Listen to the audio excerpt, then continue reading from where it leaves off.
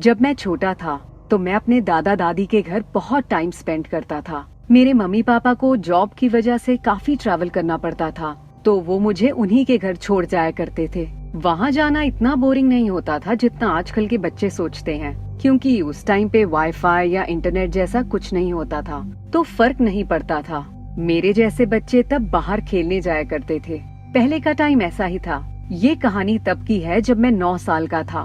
Christmas का time था और मेरे दादा दादी ने मुझे एक गिफ्ट पहले ही खोलने दिया था, मेरे मम्मी पापा को बिना बताए। मुझे अच्छे से याद है कि वो गिफ्ट क्या था और मुझे कैसा लगा था। वो एक दूरबीन था।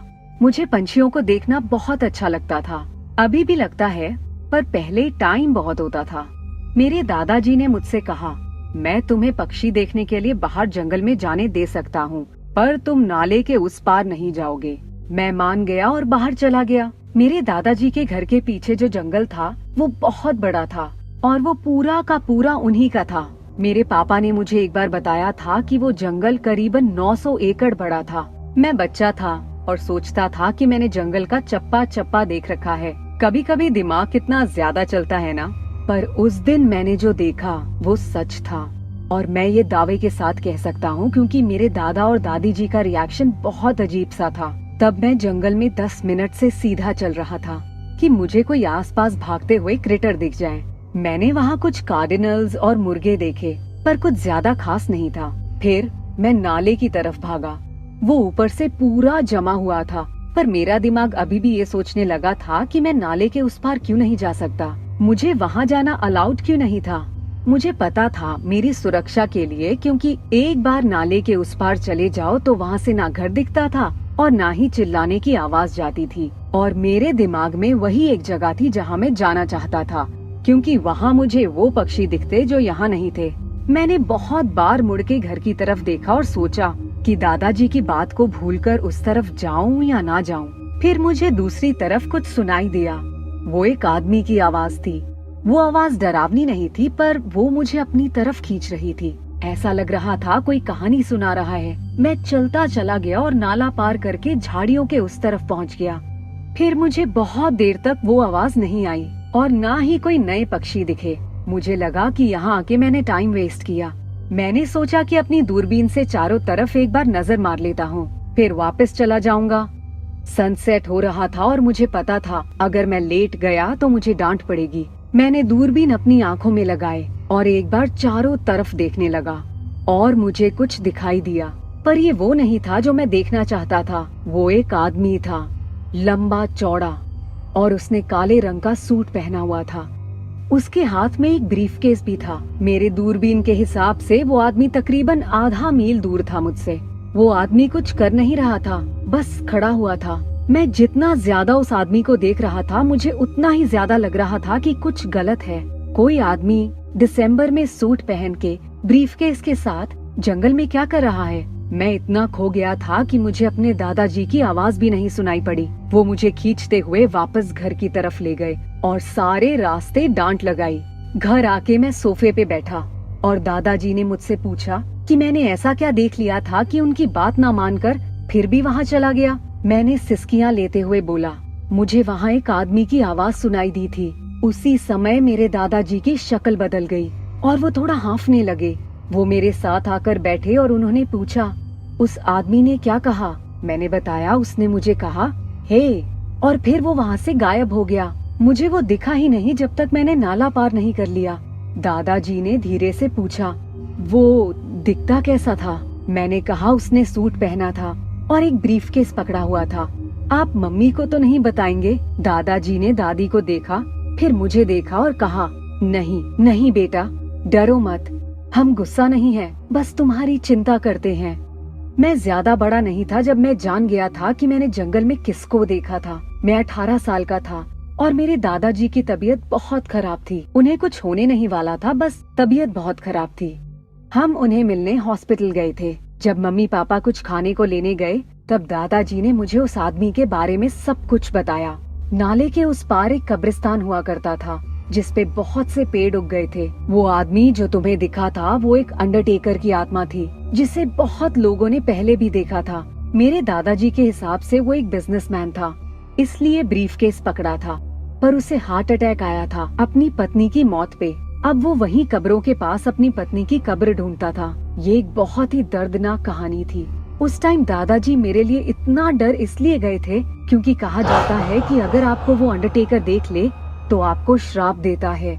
आप बहुत ही ज्यादा बीमार पड़ जाते हो और फिर हार्ट अटैक से मर जाते हो, जैसे वो मरा था। कह नहीं सकता मैं इस कहानी को कितना मानता हूँ, पर शुक्र है उस दिन उसने मुझे मुड़ के नहीं देखा।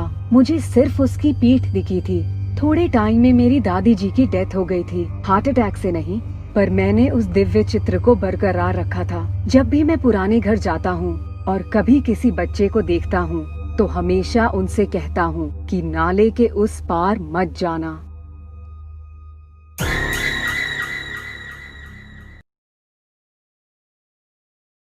ये तब की बात है जब मैं अपने स्कूल की फ्रेंच हिस्ट्री ट्रिप से फ्रांस और बेल्जियम गया था 2014 में, जो संयोग से वर्ल्ड वॉर 1 की शुरुआत की एनिवर्सरी भी थी। हालांकि इस छोटी सी ट्रिप में जो भी सामूहिक कब्रों के स्थान देखे उसका इससे कुछ लेना देना नहीं था। वैसे तो ये सब वारदातें वहीं हुई जिस सस्ते होटल में हम पहली 2 रातें रुके थे। उस होटल का नाम मैं भूल गया हूँ, पर वो होटल एक हॉस्टल की दीवार से लगा हुआ था। हम 6 लोग एक रूम में थे जिसमें 3 बंक बेड्स थे और मैंने अपना बंक बेड अपने बेस्ट फ्रेंड के साथ शेयर किया था। मैं बाकी के लड़कों को भी बहुत अच्छे से जानता था। हम 24 घंटों से सोए नहीं थे। ऐसी हालत में हमने ध्यान ही नहीं दिया कि होटल की क्या हालत थी। इतना थका होने के बाद भी हमें नींद नहीं आ रही थी। हम लोग बातें कर ही रहे थे कि एक अजीब सी घटना घटी। उस समय 11 बज रहे थे। हर बंक बेड के नीचे एक लाइट लगी थी जो सेंट्रली कंट्रोल थी और उसका स्विच दरवाजे के पास था। हम सब ने लाइट्स बंद करी हुई थी क्योंकि हमारा प्लान सोने का था। हम बातें कर ही रहे थे कि एकदम से एक लाइट अपने आप जल गई। हम सब चुप हो गए और बहुत कंफ्यूज्ड भी हो गए। ऐसा बहुत बार हुआ जब लाइट्स अपने आप ऑन और ऑफ होने लगी, पर लाइट का स्विच बिल्कुल भी नहीं हिला। अब सबको बहुत डर लग रहा था कि फिर एक लड़के ने देखा कि उसके बेड के साइड पर एक लाइट का स्विच था और हमने रियलाइज करा कि हर बेड के साथ उसकी लाइट का एक अलग स्विच है। हम 14 साल के बच्चों का फिर दिमाग शांत हुआ और सब एक एक करके सो गए।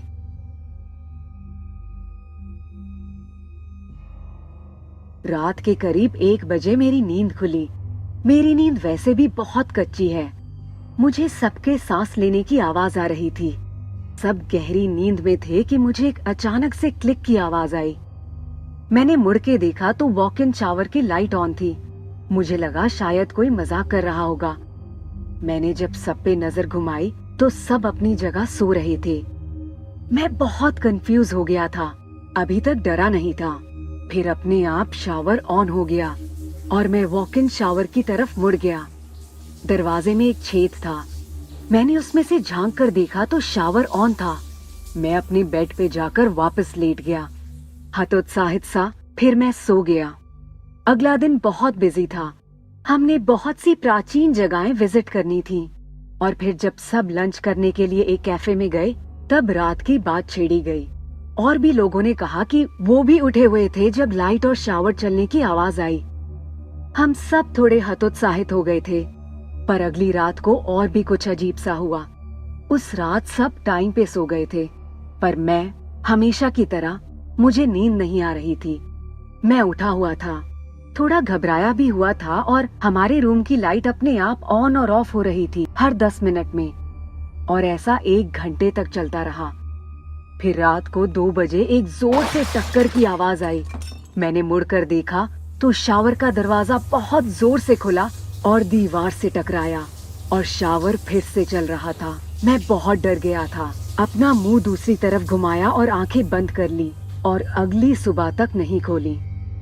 अगले दिन हम दूसरे होटल में शिफ्ट हो गए।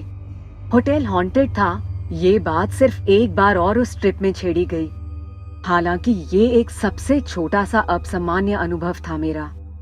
हमें पता लगा कि उस होटल का मालिक कैंसर की वजह से मर गया था, पर समझ नहीं आया कि वहाँ पे जो भूत या आत्मा है वो किस वजह से परेशान है।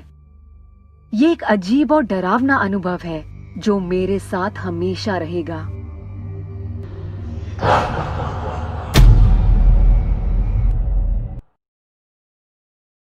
हे पंटर्स, कैसे हो सब लोग। उम्मीद करता हूँ सब लोग घर पे ही बैठे होंगे। इस क्वारंटीन में मैं आपको घर पे रहने का एक और रीजन दे रहा हूँ। पुरानी वीडियोस जो इस चैनल पे थी, जो डिलीट हो चुकी थी, वो मैं अब मेरे इंस्टाग्राम अकाउंट के IGTV पे डाल रहा हूँ। अगर आपको वो पुरानी वीडियोस एंजॉय करनी हो तो मुझे इंस्टाग्राम पे फॉलो करो। इंस्टाग्राम की लिंक मैंने मेरे डिस्क्रिप्शन बॉक्स में दे रखी है। और घर पे रहो और सेफ रहो। तो चलो तो यारो, मैं निकलता हूँ। मैं आपसे बात करूंगा अगली वीडियो में।